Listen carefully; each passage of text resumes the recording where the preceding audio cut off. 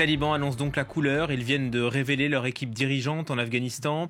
Le gouvernement sera dirigé par le Mollah Mohamed Hassan, ancien gouverneur de Kandahar et ancien ministre des Affaires étrangères des talibans. Bonjour Sonia Ghezali, on vous retrouve à Islamabad. Tous les courants du mouvement sont représentés, mais ce n'est pas un gouvernement d'ouverture. Oui, en effet. Et puis, en fait, il faut tout de suite dire que la nomination de ce gouvernement, elle s'est fait attendre. Elle aurait dû être annoncée il y a déjà plusieurs jours. Et cela montre que parvenir à un accord au sein des talibans n'était pas chose aisée. Il a fallu plus de temps que prévu, pardon. Et puis, on peut se dire aussi que finalement, ce désir d'inclusivité qui était annoncé, a pris aussi énormément de temps et qu'il a fallu pour eux réfléchir là-dessus. On sait donc ce soir que le Mullah Mohammad Hassan Arkoun dirigera le gouvernement des talibans.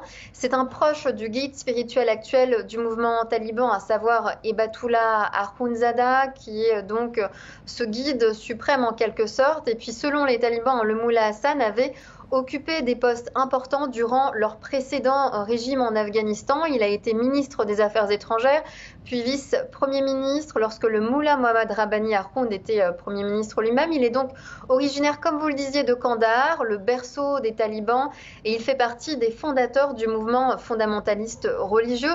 Son adjoint est le Mollah Baradar, que l'on connaît bien, puisqu'il a été le personnage central des négociations à Doha entre les talibans et les Américains. Le Mollah Yacoub, qui est le fils du Mollah Omar, est nommé ministre de la Défense. Sirajuddin Haqqani, ministre de l'Intérieur. Sirajuddin Haqqani, qui est à la tête du bras armé du mouvement taliban. Et puis, sans surprise, Zabiullah Mujahid, ministre de l'Information, un homme que tous les journalistes connaissent très bien puisqu'il est en lien avec les médias depuis des années via les réseaux sociaux notamment.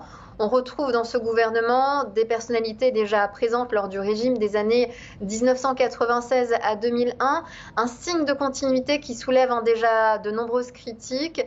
Où est l'inclusivité promise? C'est ce que se demandent plusieurs internautes ce soir. Merci beaucoup Sonia Ghezali en direct